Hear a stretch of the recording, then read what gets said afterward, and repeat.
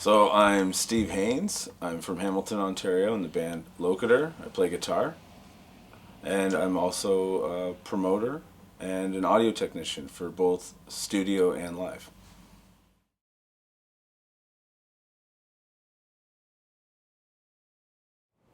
So I'd say my main personal influences growing up would be I've had like a full family of musicians. My mom played accordion and piano. My dad played piano. His whole family played piano. So they all very musical family. And then growing up, when I was getting more into like the local music scene, I had friends like guys like Nick Dalio who would bring me out to see like his bands in the area, and other bands too in the area, like dudes in like the band who are also now like the Monster Truck guys. Yeah. And like just growing up in the area and sort of feeding off of that basically as an influence.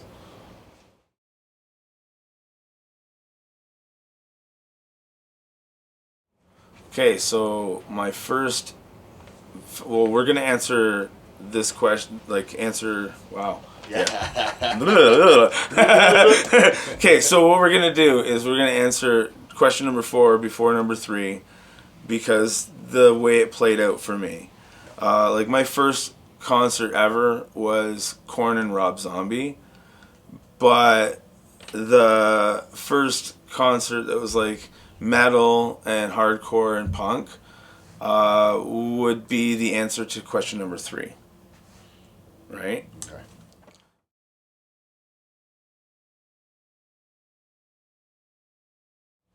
So what got me first into the punk metal hardcore scene would have been the first show that I went to locally for a few friends in the area, and I believe it was PFA that brought me out, and it was PFA, The Binge. I can't remember exactly who the others were. I feel like the Wisties might have been there, but it's like this is going back like 24 years now.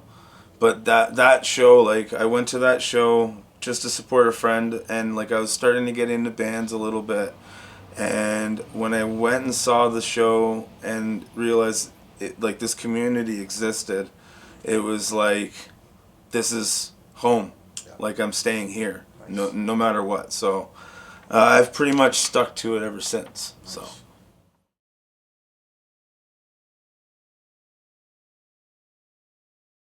So my favorite shows, I would probably sum it into like a top 3.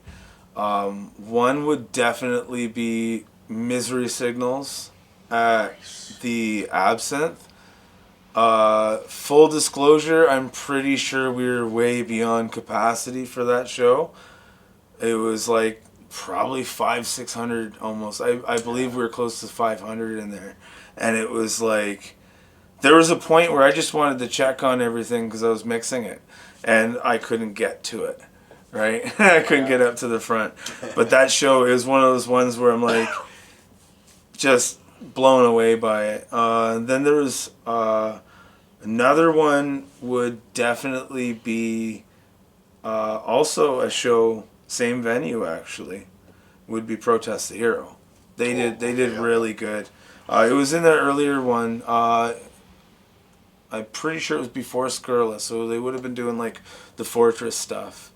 That was a really good show, and like all the other bands I believe that played that show also, like they were good bands of the same type of crowd. Yeah. So like it did really good. It was a really good vibe, and everyone like just good awesome. vibe all Yeah. overall. Awesome. But I think the number one like best show that I'd ever seen would definitely be number 12 Looks Like You and Dillinger Escape Plan together. That one, unreal.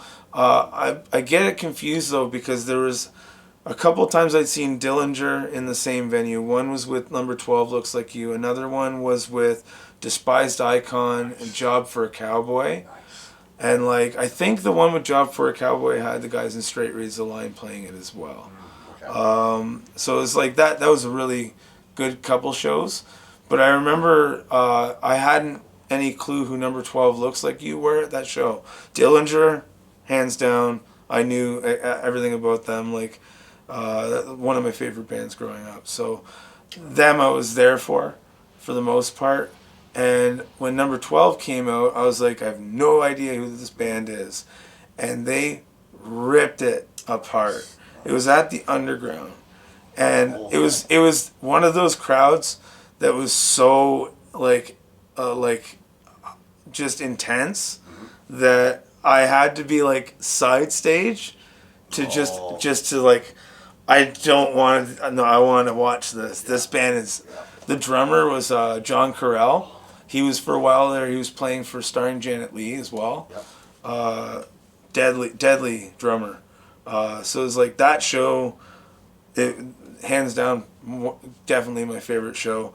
There's like a bit of a side note to it was like when Dillinger came out, there was like they do the song When Good Dogs Do Bad Things, and basically Greg comes out and he's like, you know, we have a song called When Good Dogs Do, you know, and who knows how it starts. Me being drunk, I standing right below him. I just looked at him like, yeah, you know, if you don't know the words, you're at the wrong fucking show, right? And he right away calls me on and hands me the mic, and I fucking started the set or the song, right? So like years later, when we had one of my older bands played with Dillinger, he recognized me from it and got me to do it again for that show too. That's awesome. So it was like, that was hands down, like overall that whole night was just like front to back, right? Wow. But yeah, it was hands down the best show, I think.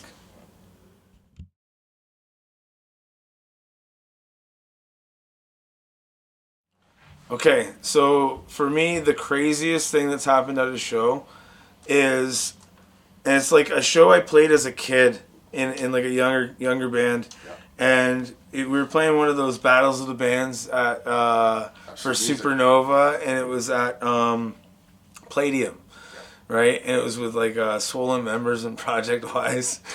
It's such a strange lineup, but it was like 50 bands, right? And Swollen Members. Yeah, so what happened was at the end of the night, there was this area where we had to put all of our gear throughout the day. And I put my amp in a very specific place. I'm always very particular about it. I put it there. We came back. We're getting all of our gear. And my amp's not there. And I'm like, where did my amp go? And we're looking everywhere. And I'm like, I remember putting it there. So maybe another band took it, right? So I'm like, okay, we're looking everywhere, covering all our bases. We're checking the stage, making sure no one took the stage. And it's nowhere to be seen. I left my information at the venue. And about a month later, I get a call. And they're like, hey, we think we found your amp sitting here. I'm like, oh, really? Okay. So I go in, and I'm like, where was it? And they're like, it's still where we found it. It hasn't left. And they walk me to where they found it, and it's exactly where I left it. So I don't know what happened. I'm guessing, my best guess. Weed.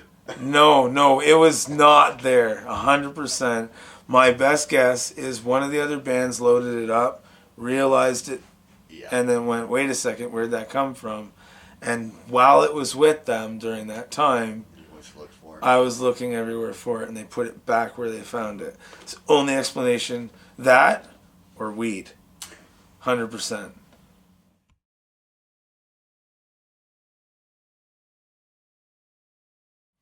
So my first band that I was playing in that was like a serious band would have been probably around, I want to say 99, 98 possibly.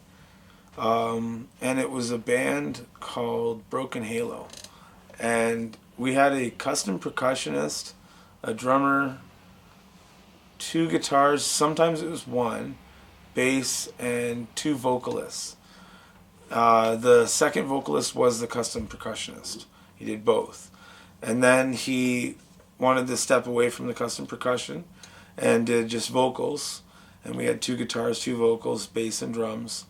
And then after a few more member changes and the material started to change in its ways, we changed the band name to An Angel's Fall. And like that band was going for about 6 years, and we were just kids.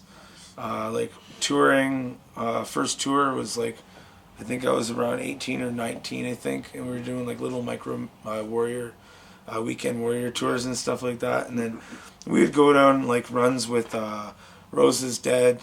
Like I said, Jay Scarlino was in a band at the time called Starring Janet Leigh. And we did, I think it was their first 30 dates that we did together with them. Some stuff with Ion Dissonance from the guys from out in Quebec there. We used to do a lot of that kind of stuff, like meeting up with bands. I remember we met up with Sleeper Set Sail, Sailboats Are White, and the Full Blast, all in one show, and that was a great show. That band did a good run, and then all the members after it split went off and did other bands. Like the one singer that was the second singer for about a while there, he went off to do Circuit for the Blackout, Illuminate the Sky, Jetpacks to Jupiter, a few of them. There was they actually used to jam down the hall from here, and then same thing with like Straight Reads the Line, Skynet, and those guys. The one member was in those bands. He was our old drummer, Donnie. He became the guitar player for those bands. Jay Windecker was in An Angel's Fall for a bit as well. He was in Eaten by Sharks, Modern Miniatures. He was also in Straight Reads the Line with the guitar player Donnie for when they were in their first run. So like there's a lot of the members have gone off and done a lot of different projects. And then years later, I did another project called It Lies in Ruin, and it was with Sean Bruce from he later was playing for Ending Tyranny, but like we formed It Lies in Ruin together. The original vocalist was the last vocalist that we had for An Angel's Fall. I recontacted with them, and then he ended up stepping out, and we replaced him with two guys. And what it was, we were trying out different guys. We brought Jay Windecker in, who was in the former band with me before, so it was like familiar ground, and he did really well. And then we brought Adam Garneau in, who was also a vocalist for An Angel's Fall and Broken Halo. And Adam Garneau killed it as well, but they were like yin and yang in style. And we're like, what if we ask them both to come out? Because I happen to know that they were roommates, right? They were like brothers, right? At one point they lived together, right? So we asked them, and they were like, if you asked us to do it with two singers with anyone else, neither one of them would have done it. But they're like, yeah, let's do it. So we had that band. That was with, like I said, Adam Garneau, Jay Windecker, myself, Sean Bruce, Alex Athos, and Pete Chernetz. And Pete Chernetz was our bass player. He went on after that band disbanded and joined up with the Skynet guys. So it's like all big community, all in and out, right? It Lies in Ruin did a few runs, a couple of years. Like I said, that was the band I was in when we played with like Dillinger Skate Plan. It was like I'd say a solid 2-3 years, but it wasn't too long. We had a delay in the middle of the forming of that band. I had to have surgery on both my wrists for carpal tunnel, so I was like one hand for 6 months, right? Then when that band split, a little ways after, ironically, I got asked to fill in for a band called Out of the Ruins. No relation to the name It Lies in Ruin. Just the irony of it is just the way it works, right? They're a band from Vancouver, and they had relocated to Toronto. I had mixed them once. I had Lisa Center, their vocalist, come and do a guest appearance on a record I was recording for Absorb. And she did a guest vocal part, and we became friends. And when she posted that they needed a fill-in guitar player, I arrogantly messaged and said, oh, I could do that with my eyes closed. But I was joking, and she's like, but can you? And I'm like, okay, I gotta. Right? So I'm like, well, let me see the tabs. What do you got? And in 15 days, I learned 2 albums of leads for their guitar parts. So I went out and did a couple of shows they had booked, And then they were like, okay, we want to book more. Are you still on? I'm like, yeah, sure. And then that turned into, can you stay on? So I stayed on with them, and it was about a year and a half, 2 years. And that band, like it just had its own internal things. So I realized that I was like, I'd come to the picture rather late, so that like it was just one of those situations where I'm like, I've got so much else going on that I had to step out of it. So I got out of that, and I'd been steady mixing, and like mixing shows at Absinthe, and going out here and there with other bands, and I started taking on other production roles and doing stuff in the studio more and more. That I was more just focused on that for a while, and then I started writing after It Lies in Ruin, and I had a lot of material that had been sitting with me that I didn't really get to use. I had switched over to learning this other band's material, and after that I started reverting back to it a little bit. So I originally started jamming with Chris Jawborn, who was the drummer for As Oceans Burn, and he was also in Ending Tyranny for a bit as well. Phenomenal drummer. Absolutely phenomenal drummer. Like, I'd say he's one of my top 3 that I've ever known. But he one way or another didn't end up working out. He had like a lot of other things going on and just prevented him from being able to really commit. And we ended up, when we parted with him, our bass player, it was just the 3 of us. I had Brent Westmoreland, who was playing bass for me, and I picked him up from a band that I'd done a record for called When Fall Breaks. Okay. And he's really good dude to work with, and he's a talented bass player. So we come out and we're jamming, and started jamming with Chris, and that started forming with the material that I'd had from before, and sort of shaping it in our own way. And then when we parted ways with Chris, he went and joined Atria to play bass for Atria, right? So when he was playing for them, to me, the project just sort of dissolved. And I had been hanging out a lot with Fahim, right? Who was in Last Scattering at the time. And they were just, I think it was right around the time that they had just split. They disbanded one way or another, and that story's their story. I don't really, right? I don't know much of the details, but one way or another they came to an end, and I was hanging out with him every day, and I said to him, like, I hadn't really thought of it before, because Chris is such a different drummer than what Fahim is. Fahim's a prog metal drummer. He's like. Double kick is not his number 1 vocabulary. You know what I mean? He's much more fancier, a lot more ghost notes, a lot more. And Chris was a straight metal drive.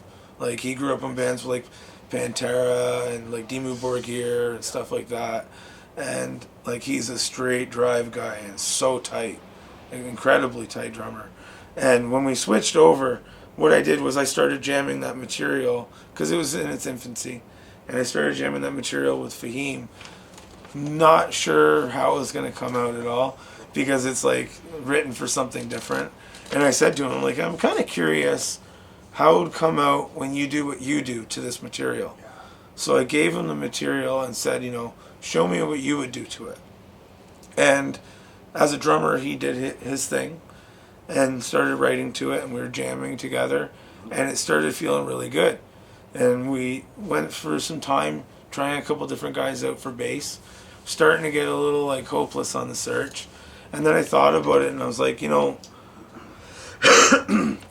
been avoiding dealing with only guys that I've worked with in all the records that I've done, but I'm so familiar with them, and knowing it as a producer as well, that I'm going to be working with these guys in the writing process and making sure when we record everything goes the way it is. But I also want to maintain diplomacy with the group and make sure that everyone's contributing their own art to the situation. So like when I entered the situation with Fahim, I was like, you do what you do to this. I don't even want to show him what Chris was doing necessarily. there'd be a part here and there where I may be like, this was the tempo that we were playing with, because he might have been playing like double time to it or something, and that might have been fucking me up. But that would normally result in us doing a little bit of both, right? You would do that, and then he would do the other one as well, and sort of maintaining that artistic input, right? And then the same thing happened with Jeremy. So I contacted Jeremy. He was in a band before called Seducing Medusa from Guelph. Okay. And I've worked with him a lot.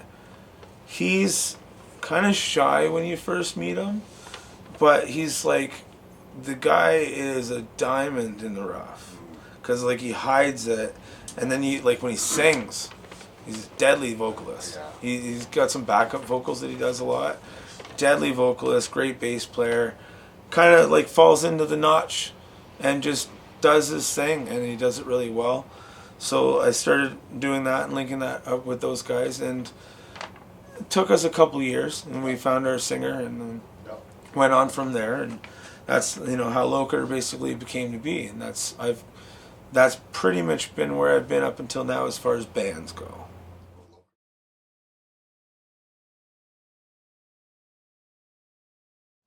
Okay, so what do I like about being a part of our music community? It's got to be mostly that it is exactly that. It's a community that if you don't know it, like you won't know it exists until you're there. Yeah. You have to go out to the shows, you have to support the bands that no one's heard of yet. Mm-hmm. And even if that band doesn't do anything huge, it will become 5 other bands that will be better and better. And that builds a community. It's got nothing to do so much as how awesome the talent that we get to share is. It's that community that exists. For a long time, shows when I first came into the scene were all run by kids in bands. And we used to reach out to each other, and we'd put tours together at 18 years old with bands in like other parts of the country. And we'd just get up and go. No clue what we were doing. But too. Yeah, exactly. We didn't have the internet. Well, for me, we had a little bit of it, but it was like, MSN or ICQ days. Yeah. And even then, it would switch to email pretty quickly. Yeah. And there was, for example, there was a couple of message boards. There was Bedlam Society. There was the 905 board, which the 905 board was owned by the singer of my old band. Okay. He founded it. So it's like you have the 519 board. There's Quebec City Hardcore, QCHC, Ottawa Punks, I think is one. There was Steel City Music for a while. All of those are what happens from our community, and that's my favorite part. Is like it's so much of who I was growing up, and so much of who I am today, that it's like I've made it pretty much a part of my life in every way. So that's really what it comes down to, is what I love about our music community, not just being a musician or a promoter or a producer or a show producer or a live sound guy, whichever it may be. At the end of the day, it's a community that I've made sure that I'm a part of in every part of it that I can be. Just because it's really, I think what it comes down to is what I discovered when I first got into it, and I didn't realize it until hindsight, is more so that if you, for example, I moved around a lot when I was a kid, so I was always the new guy. So you don't necessarily have the time to have those deep-rooted friendships that a lot of the people that you move into the area, they've known each other their whole lives. Yeah. And when you come into a situation of a community of kids like that, and you have a talent, and it's music. Musical talent is limitless in the sense of community, because you can share that talent, and it doesn't matter who you are, where you're from. If it speaks to people, they'll hear it. It's as simple as that. So like you have a lot of people, like you got street performers, and they're not super successful, but some of them are incredibly talented. And like, there's the guitar player for Harmonies told me, because I mentioned how he did backups and sang a full song in during their set, and it was phenomenal. And he said, I used to be a street performer. And I was like, not surprised. Because it's like the community is what it is because it's about talent and merit of talent. And if you have something that comes from inside here and it speaks to people, it's not, there's no boundaries to it. Yeah. And when you, like I said, come from a background of being the new guy everywhere, it's a quick way to make friends. And you're not judged in any way, but by the things that you care about, right? So it can be a double-edged sword. Don't get me wrong. Like if you get ridiculed in any way, if you're doing something that doesn't get received well, that'll hit you as well. But at the end of the day, you still have that community, right? And that's something that I, like, hands down, love about this entire situation of what I do. So I guess that's the best way I can answer the question.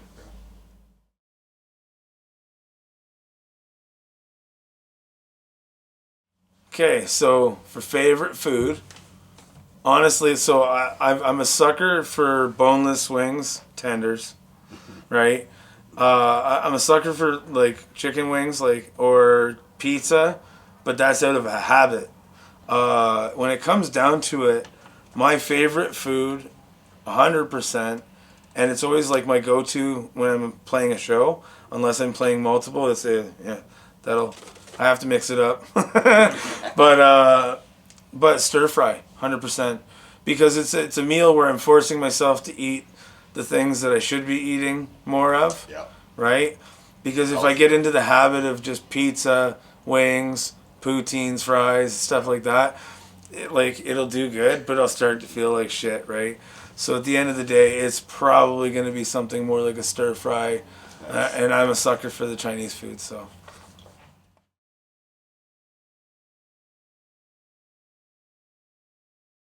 Okay, so my most useless talent is, check this out.